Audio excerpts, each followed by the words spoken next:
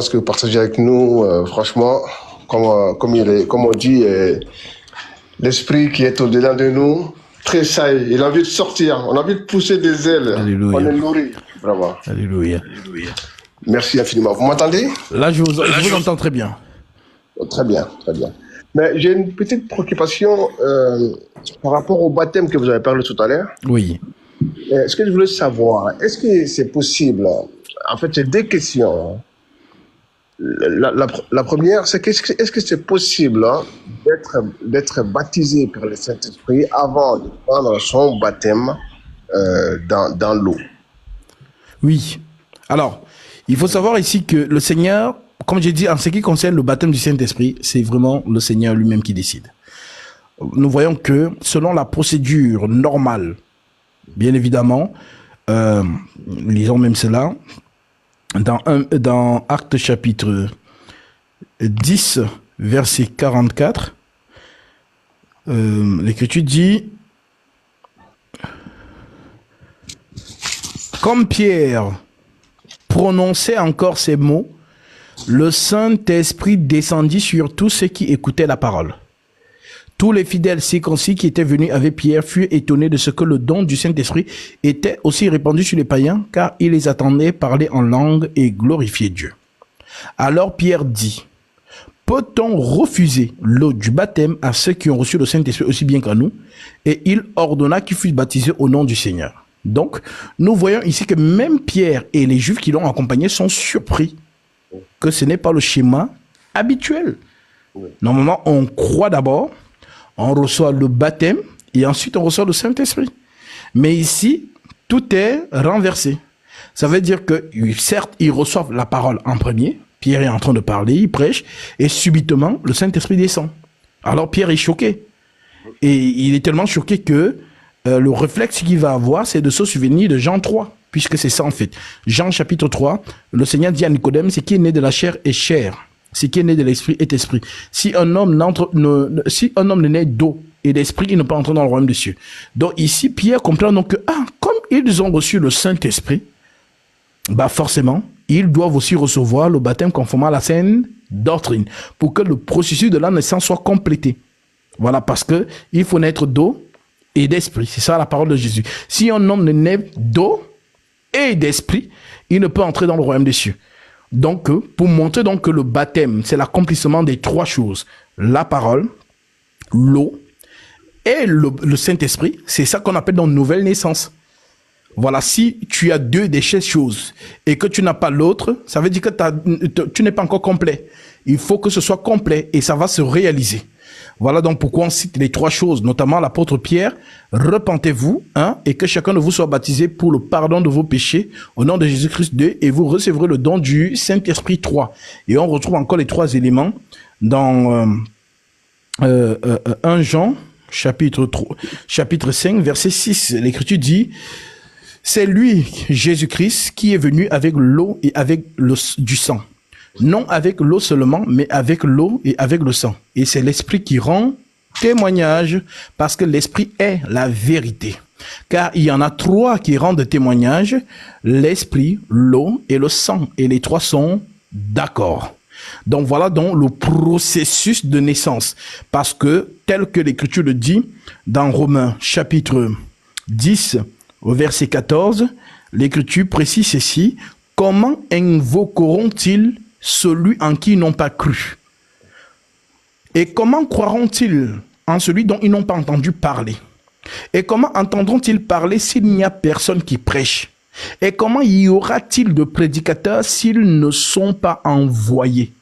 Selon qu'il est écrit qu'ils sont beaux les pieds de ceux qui annoncent la paix, de ceux qui annoncent de bonnes nouvelles.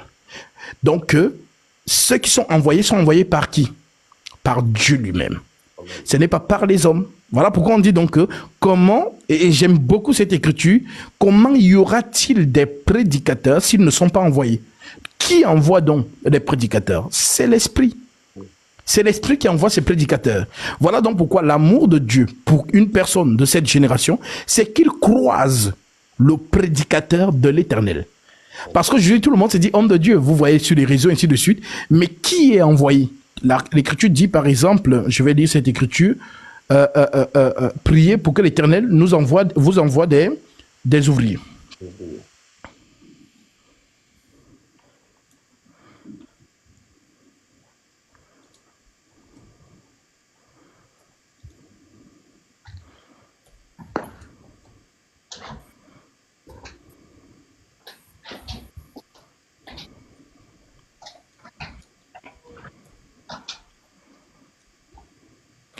Oui. Oui.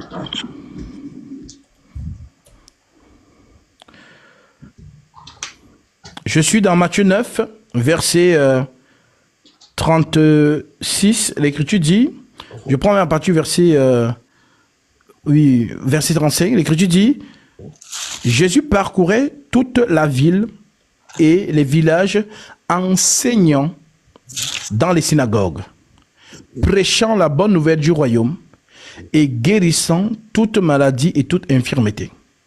Voyant la foule, il fut ému De compassion. de compassion pour elle, parce qu'elle était languissante et abattue, comme des brebis qui n'ont point de berger. Alors il dit à ses disciples, la moisson est grande, mais il y a peu d'ouvriers. Priez donc le maître de la moisson d'envoyer les ouvriers dans la moisson. Donc, le maître de la moisson, c'est qui? C'est Jésus-Christ lui-même, c'est Dieu. Maintenant, c'est donc lui qui envoie. Ça veut dire que les brebis sont abattues.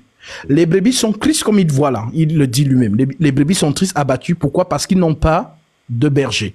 Ils n'ont pas, voilà, l'envoyé de Dieu pour leurs âmes, en fait. Oui. Voilà, d'où l'Écriture qui dit, heureux ceux qui ont faim et soif de la justice, car ils seront rassasiés. Pourquoi? Parce que le Seigneur enverra le pain quotidien par ses ouvriers. Voilà donc pourquoi, oui, c'est les saints, justement, comme Jésus le dit au 12 ici, priez afin que le Seigneur envoie des ouvriers dans sa moisson. Donc, lorsque le Seigneur donc exauce le monde, il envoie un ouvrier. Et l'ouvrier là est une bénédiction pour le monde entier. Voilà pourquoi Paul pouvait dire dans une écriture, nous vous donnons nous vous donnons le sujet de vous glorifier, nous vous donnons l'opportunité de vous glorifier à notre sujet. Pourquoi? Parce que lorsque je suis conscient que cet homme-là, c'est un ouvrier que Dieu envoie pour mon âme, alors je suis tellement heureux de l'avoir que je suis comme au petit soin avec ce dernier. Et c'est ça en fait l'amour du peuple lorsqu'il reçoit donc celui qui vient annoncer la bonne nouvelle. D'où le fait que Jésus pouvait dire, toujours à la suite de ce chapitre, puisque ça continue, nous sommes au chapitre 9, mais au chapitre 10, quand on prend le verset 40, il dit, celui qui vous reçoit, donc ces ouvriers-là, celui qui vous reçoit, celui qui vous reçoit me reçoit. Celui qui me reçoit reçoit celui qui m'a envoyé. Celui qui reçoit un prophète en qualité de prophète recevra une récompense de prophète. Celui qui reçoit un juste en qualité de juste recevra une offrande de juste. Et quiconque donnera seulement un verre d'eau froide à l'un de ces petits, parce qu'il est mon disciple, mon envoyé, je vous le dis en vérité, il ne perdra pas sa récompense. Donc voilà donc pourquoi, oui, pleinement cette écriture de Romains 10, 14, elle est vraiment très importante à comprendre pour ceux qui nous écoutent. Comment donc invoqueront-ils? Donc comment vous allez invoquer en celui que vous n'avez pas cru? Et comment croiront-ils en celui dont ils n'ont pas entendu parler? Et comment entendront-ils parler s'il n'y a personne qui prêche? Et comment y aura-t-il des prédicateurs s'ils ne sont pas envoyés? Selon qu'il est écrit qu'ils sont beaux, les pieds de ceux qui annoncent la paix et de ceux qui annoncent de bonnes nouvelles, mais tous n'ont pas obéi à la bonne nouvelle. Aussi Ésaïe dit-il, Seigneur, qui a cru à notre prédication? Ainsi la foi vient de ce qu'on entend. Donc Dieu a envoyé Ésaïe, mais est-ce qu'Ésaïe a eu l'unanimité? Non. Dieu a envoyé des serviteurs, mais les serviteurs n'ont jamais eu l'unanimité, puisqu'ils viennent, ils annoncent, mais il y a quelques personnes qui croient seulement. Voilà pourquoi cette question était posée souvent par les prophètes, Seigneur, qui finalement a cru à notre prédication. Voilà, parce que cette parole qui vient du ciel, donc cet ouvrier qui vient, il vient seulement pour les enfants de Dieu et ils sont très peu. Donc, quand il prêche, il est curieux de savoir, mais qui a cru? Donc, celui qui a cru en son message, il reconnaît par celui-ci que c'est vraiment un enfant de Dieu. Voilà donc pourquoi, oui, cette parole était beaucoup dite. Ainsi, comme les pieds de ceux qui annoncent la paix, de ceux qui annoncent de bonnes nouvelles, mais tous n'ont pas obéi à la bonne nouvelle. Aussi, Ésaïe dit-il, Seigneur, qui a cru à notre prédication? Qui a cru en nous? Qui a cru à notre prédication? Ainsi, la foi vient de ce qu'on entend. Et ce qu'on entend vient de la parole de Christ. Mais je dis, n'ont-ils pas entendu? Au contraire, leur voix est allée par toute la terre et leur parole jusqu'aux extrémités du monde. Mais je dis, Israël ne l'a-t-il pas su? Moïse, le premier, dit, j'exciterai votre jalousie par ce qui n'est point une nation, et je provoquerai votre colère par une nation sans intelligence. Et Ésaïe pousse la hardiesse jusqu'à dire, j'ai été trouvé par ceux qui ne me cherchaient pas. Je me suis manifesté à ceux qui ne me demandaient pas. Mais au sujet d'Israël, il dit, j'ai tendu mes mains tout le jour vers un peuple rebelle et contredisant. Donc, pour dire que lorsqu'on a donc entendu cette parole par le prédicateur, à ce moment, on est touché. Et quand on est touché, on prend son baptême conformément à la Sainte Doctrine. Et quand on prend son baptême conformément à la Sainte Doctrine, on reçoit le Saint-Esprit. Et c'est ça, en fait, justement, pourquoi, justement, ici, Pierre, qui voit le Saint-Esprit descendre, voilà, par sous l'autorité du Saint-Esprit lui-même, et puis ordonne que Corneille soit baptisé. Il n'a pas dit à Corneille que, Corneille, tu as reçu le Saint-Esprit, c'est bon, tu es sauvé. Tu n'as pas besoin de baptême. Au contraire, il ordonne, c'est un ordre, que Corneille soit baptisé pour avoir justement les 3 témoignages. Voilà, mon frère. Amen. Amen. Amen. Amen. Béni, sois béni, homme de Dieu. Amen. Amen. Merveilleux, c'est extraordinaire. Et aussi, est-ce que lorsque on reçoit le Saint-Esprit, on est forcément ministre, ça veut dire quoi? Alors, la réception du Saint-Esprit est un gage de salut. Amen. Le Saint-Esprit est comme c'est-à-dire une dot. Un sceau, oui. Voilà, c'est-à-dire que je vais donner une écriture ici qui illustre en fait ce que c'est vraiment l'Esprit du Seigneur, puisque c'est son Esprit. Amen. Voilà donc pourquoi, en recevant son Esprit, nous sommes sûrs qu'il reviendra. Amen. Voilà, parce qu'il ne peut se régner lui-même. C'est ce que l'Écriture dit dans 2 Timothée chapitre 2, verset 12, il me semble. Je vais prendre ça. L'Écriture dit, si nous persévérons, nous régnerons aussi avec lui. Oui. Si nous le régnons, lui aussi nous régnera. Oui. Si nous sommes infidèles, il demeure fidèle, car il ne peut se régner lui-même. C'est son esprit. Ça veut dire que s'il t'a donné son esprit, il ne peut pas te régner. C'est comme s'il régnait son esprit. Au contraire, il t'a déjà... Voilà pourquoi on dit que Dieu ne se répand pas de ses dons. Ouais. Voilà donc pourquoi, lorsqu'on va maintenant dans la loi, si je prends Genèse chapitre 36, nous avons... alors... Oui, Genèse 32. Nous avons une histoire qui illustre cette promesse. Oui. Regarde comment c'est magnifique. L'Écriture dit dans Genèse 38, verset 1, « En ce temps-là, Judas s'éloigna de ses frères et se retira vers un homme d'Adulam nommé Hira. Là, Judas vit la fille d'un Cananéen, ce qu'on appelait aussi les Hétiens, nommé Shoua. Il la prit pour femme et il alla vers elle. Elle devint enceinte et enfanta un fils qu'elle appela Er. Elle devint encore enceinte et enfanta un fils qu'elle appela Onan. Elle enfanta de nouveau un fils qu'elle appela Sheila. Elle enfanta de nouveau un fils qu'elle appela Sheila, Judas prit pour son premier-né une femme nommée Tamar. Donc Tamar, c'est la femme de son premier-né. Premier-né de Judas, était méchant aux yeux de l'Éternel, et l'Éternel le fit mourir. Alors Judas dit à Onan, va vers la femme de ton frère, prends-la comme beau-frère et suscite une postérité à ton frère.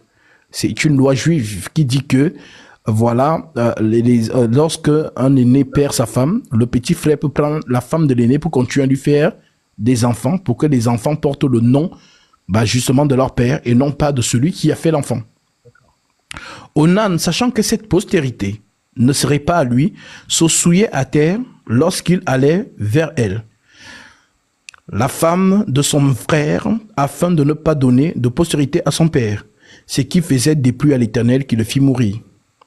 C'est dans l'art que les gens ont tiré le truc pour dire que non, la masturbation, voilà, il faut, non, il allait normalement avec sa femme, mais justement, il ne mettait pas sa semence en elle pour que celle-ci, justement, ne conçoive pas et ne donne pas toujours la même lignée à son grand frère.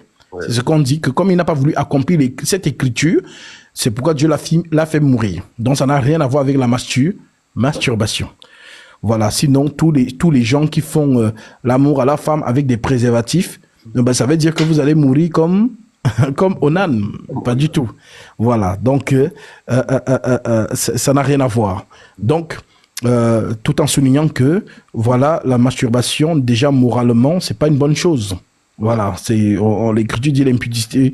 Voilà, c'est celui qui pêche contre son propre corps. Voilà, donc ce n'est pas quelque chose qui est autorisé. Donc, si vous avez vraiment la volupté sexuelle, 1 Corinthiens 7, l'écriture dit mariez-vous. Donc, il faut vous marier pour fuir cette volupté sexuelle qui est quelque chose de normal. Bien évidemment, c'est biologique. Avoir envie de faire l'amour, c'est biologique. Ça n'a rien à voir avec les maris de nuit, comme les faux hommes de Dieu, voilà, de l'Afrique et tout, vous racontent du n'importe quoi. Voilà, une femme qui aime faire l'amour, c'est normal, ma chérie.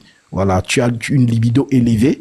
Maintenant, on te dit qu'il faut que tu te maries. Sinon, tu vas continuer à vivre dans le désordre. Puisque la volupté, lorsqu'elle est allumée, elle met tes hormones en ébullition, les hormones de l'excitation. Et quand ton corps est en feu d'excitation, forcément, tu veux quelque chose pour éteindre ça.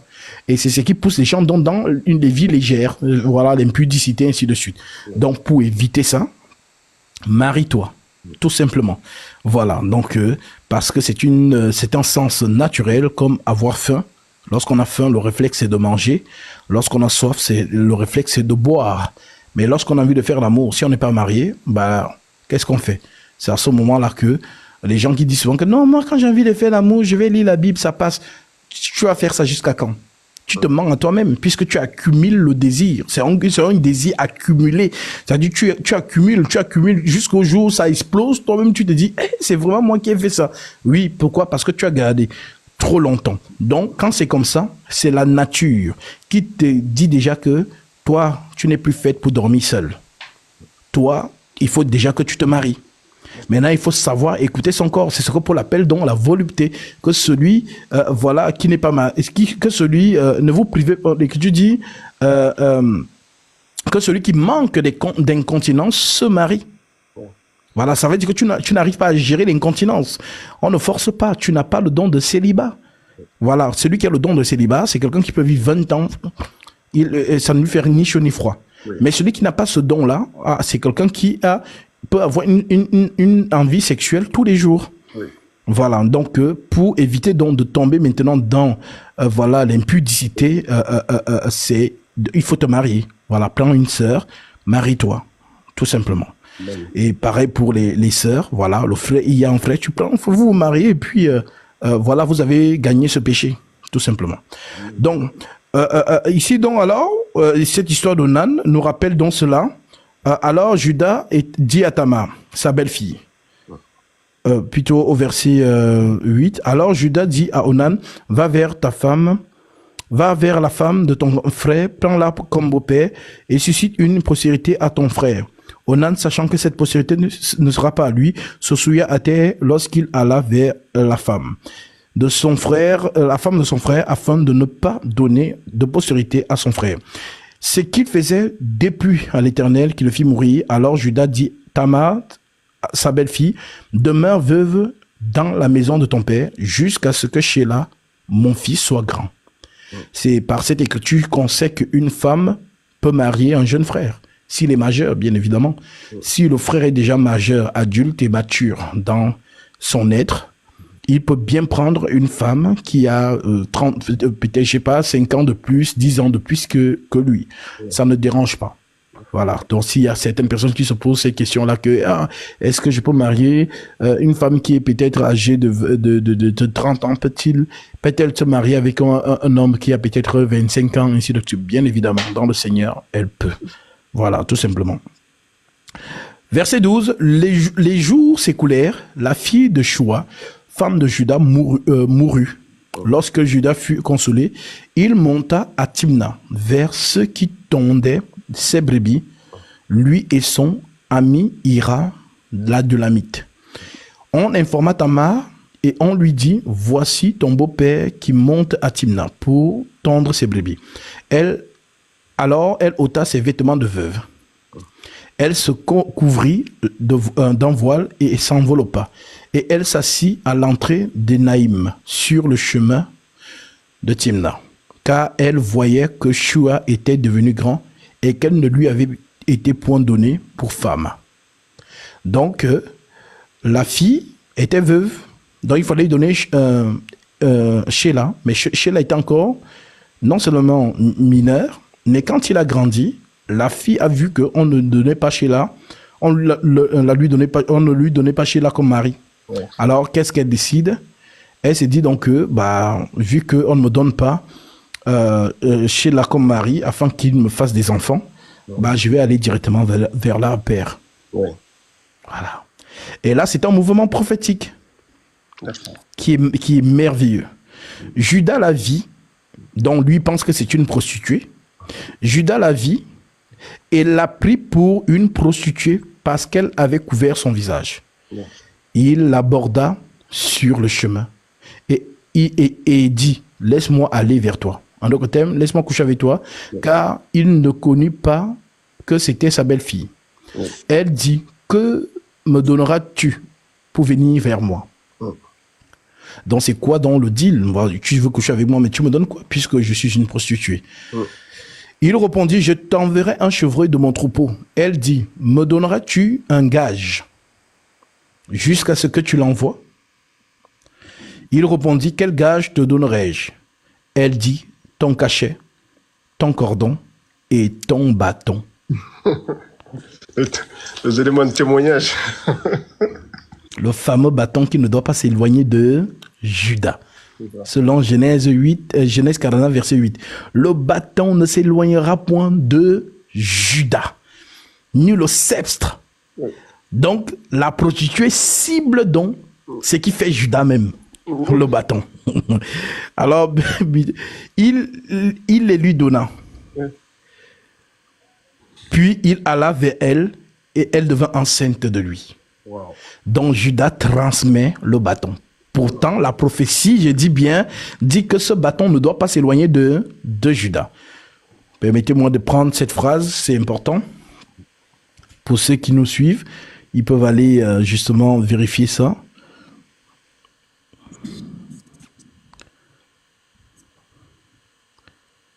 Alors, Genèse, chapitre 49, verset 8. Il est écrit: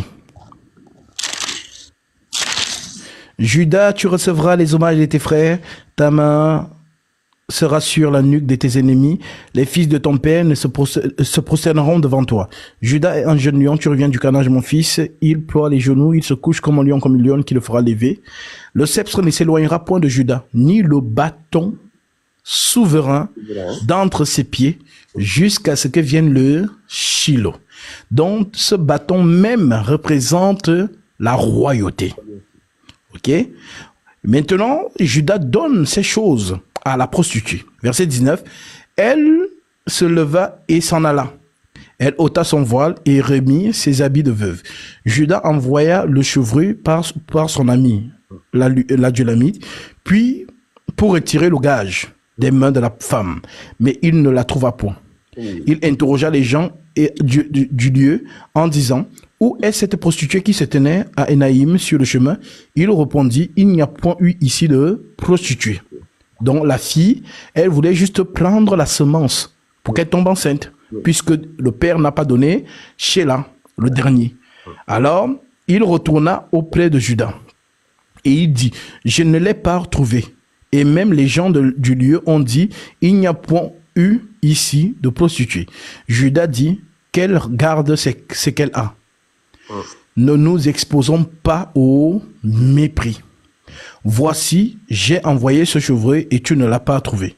Environ 3 mois après, on vint dire à Judas: Tamar, ta belle-fille, s'est prostituée. Et même la voilà enceinte à la suite de sa prostitution. Et Judas dit: faites-la sortir et qu'elle soit brûlée. Comme on l'amenait dehors, elle fit dire à son beau-père: c'est de l'homme à qui ces choses appartiennent que je suis enceinte. Wow. Reconnais, je te prie, à qui sont ce cachet, ce cordon et ce bâton. Judas les reconnut et il dit: elle est moins coupable que moi, puisque je ne l'ai pas donné à Sheila, mon fils. Il ne l'a connue plus. Quand elle fut au moment d'accoucher, voici, il y avait 2 jumeaux dans son ventre. Donc, qu'est-ce qu'on comprend par là? C'est que la semence de Judas dans Tamar empêche sa condamnation. Oui. Donc, nous comprenons que le Saint-Esprit de Jésus en nous, il n'y a plus de condamnation. Il n'y en a plus. Romains 8, verset 1. Il n'y a plus de condamnation pour ceux qui sont en Jésus-Christ. Pourquoi? Parce que nous avons sa semence. Voilà pourquoi dans 1 Jean chapitre 3, il est écrit, 1 Jean 3, verset 8, l'Écriture dit: celui qui pêche est du diable, car le diable pêche dès le commencement. Le Fils de Dieu apparut afin de détruire les œuvres du diable. Quiconque est né de Dieu ne pratique pas le péché, parce que la semence de Dieu demeure en lui. Il ne peut pécher parce qu'il est né de Dieu. Alors nous, dans l'Église, nous avons la semence du Père en nous. Et cette semence donc nous garde de tout péché. Cette semence nous protège, d'où le fait donc que nous avons quelque chose de très important de Jésus, son esprit.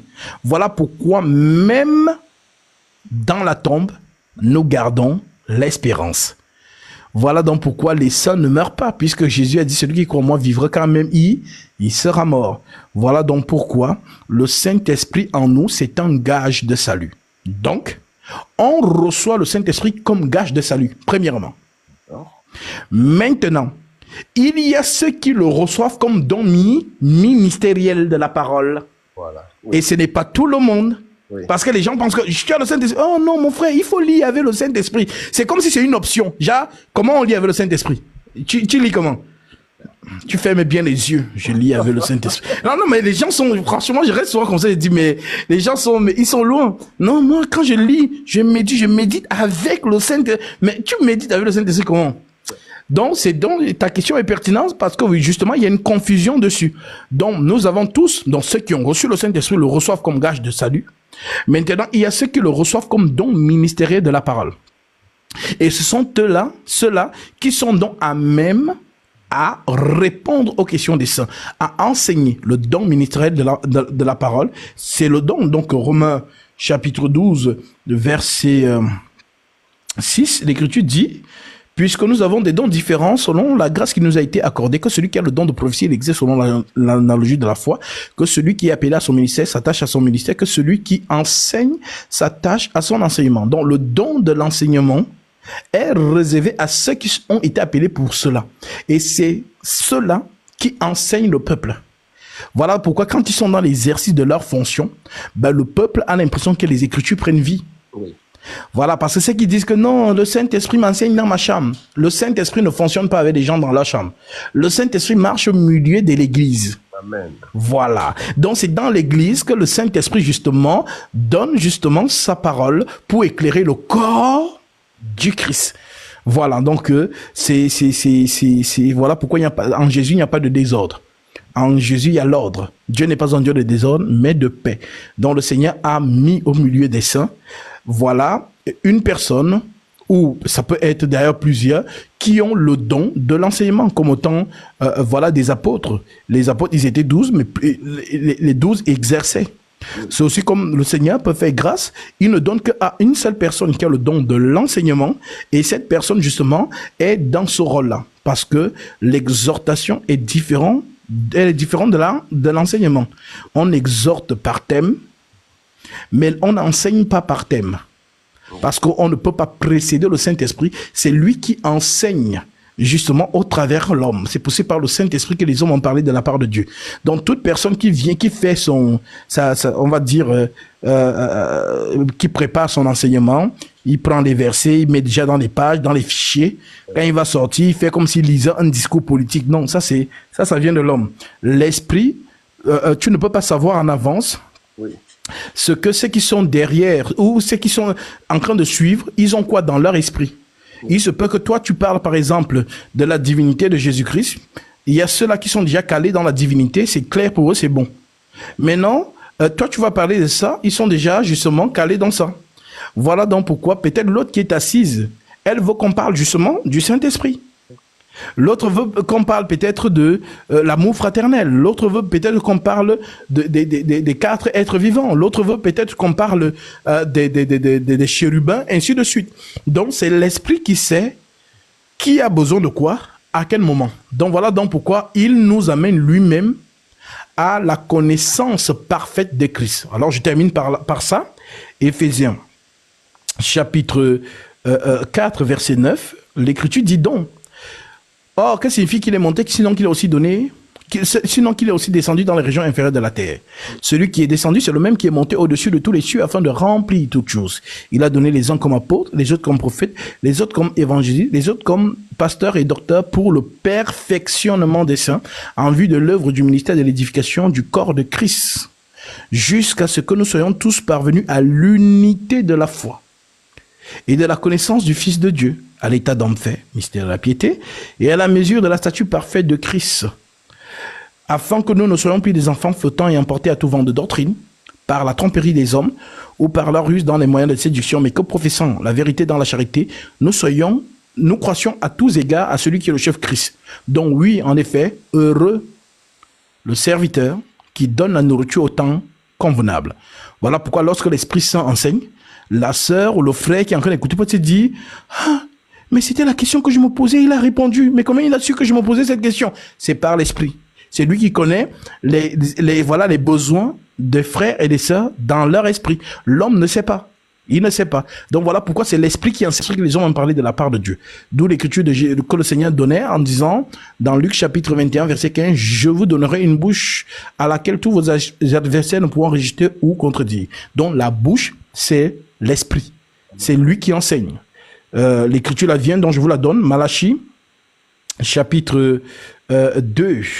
Oui, Malachie 2, 7. L'écriture dit: car les lèvres du sacrificateur doivent garder la science. Et c'est à sa bouche qu'on demande la loi. On ne demande à personne d'autre. C'est à la bouche de celui que Dieu a oint pour ça qu'on demande la loi. Voilà pourquoi il y a certaines personnes, quand tu vas peut-être lui dire quelque chose, ce que tu vas peut-être dire est vrai, mais c'est comme si l'onction ne dégage pas. Parce que ce n'est pas la bouche autorisée. Mais lorsque celui qui est ouant pour ça tient l'épée de la justice et la manie, tu as l'impression que c'est fluide dans ton esprit. Alors certaines personnes vont peut-être se dire: ah mais pourquoi quand c'est lui tu crois? Non, en fait ce sont les choses de l'esprit. C'est comme ça. On dit que Dieu a choisi des hommes par qui il parle en fait, et on ne peut pas justement être, comment dirais-je, jaloux de ça. Voilà, si Dieu a choisi Paul et lui a donné l'excellence de la connaissance, gloire à Dieu, il lui a donné cela. Maintenant, lorsque il est justement dans l'exercice de ses fonctions, ben, le peuple est ravi d'entendre. Voilà, pour vous allez même voir dans certaines lettres, quand Paul envoyait un disciple, parfois le peuple était dur, le peuple refusait de recevoir. Ouais. Paul était obligé de soutenir encore par une lettre en disant c'est un fidèle serviteur du Seigneur. Il vous racontera combien nos progrès, donc, ainsi de suite. Donc, c'est à ce moment-là que quand il reçoit avec bon, il travaille avec Paul. Donc, c'est bon, on peut l'écouter. Donc, c'était un peu comme ça. En fait, voilà pourquoi, oui, lorsque, voilà, justement, le Seigneur nous donne le Saint-Esprit à l'Église, il le donne comme gage de salut pour nous tous. Mais maintenant, il y a ceux qui le reçoivent comme justement don de l'enseignement, tout simplement. Amen. Voilà mon frère. Amen, amen, amen. Merci beaucoup, frère. Merci. Que le Seigneur te bénisse. Une bénédiction pour nous. Que Dieu vous garde. Et Dieu vous fait encore avancer au plus long, au plus long. Je vous assure, vous parlez, l'onction saisit. Je vous assure que nous Alléluia. Voyageons à travers la parole. C'est extraordinaire. Merci beaucoup. Que le Seigneur soit glorifié. Amen. Amen. Bientôt.